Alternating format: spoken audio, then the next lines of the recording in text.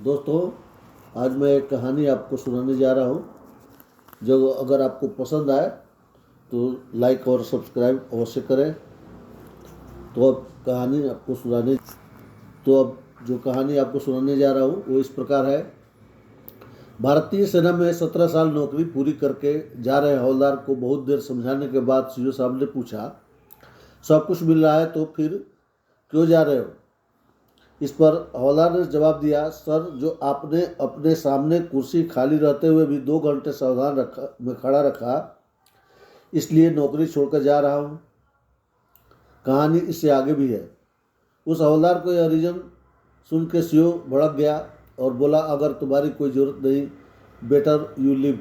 तब उस हवलदार ने कहा कि मैंने जवाब आपके हिसाब से नहीं बल्कि अपनी सोच के हिसाब से दिया, तो आपको बुरा लगा और आपने इसे आर्गूमेंट कर दिया। यह मेरा दूसरा रीज़न है छोड़ने का।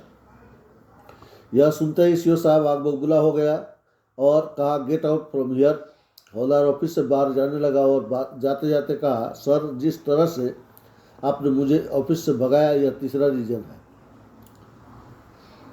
कहानी इससे आगे भी है। जो ही हवलदार सीओ ऑफिस से बाहर आया, उसे एडजुटेंट मिला। उसने हवलदार से पूरी कहानी पूछी और दिल मिलाते हुए एसएम को हवलदार को चार्ज पे लेने को बोला। तब उस हवलदार ने हंसते हंसते कहा कि सर, यह चौथी वजह है नौकरी छोड़ने की। अभी कहानी ख़त्म नहीं हुई। वहीं हवलदार जब मार्चअप के लिए गया प्रोपट्टा नोट के साथ, वहाँ उसे 3 घंटे बिना चाय पानी के उसे बिठा कर रखा और फिर बताया गया कि आज सीओ साहब बिजी हैं, कुछ काम से, कल ठीक 7 बजे प्रोपर टर्नआउट के साथ यहाँ रिपोर्ट करना। तब उस हवलदार ने हंसते हुए कहा कि सर, यह 5वीं रीजन है नौकरी छोड़ने की। वही हवलदार जब मार्चअप से उस दिन बिना ट्रायल के लौट कर आया और आते आते 3 बज गए। डाइनिंग हॉल में लंच के लिए गया। वहाँ मेस बॉय ने कहा, सर, सब्जी और रोटी ख़त्म है, केवल चावल दाल है, खा लो। हवलदार ने कहा, भाई दाल गर्म कर दो। तो उसने कहा, अभी टाइम नहीं है, मेस कमांडर से बात कर लो, मैं तो जा रहा हूँ। तब उस हवलदार ने हंसते हुए कहा कि साहब, यह मेरा 6ठा रीजन है नौकरी छोड़कर जाने का।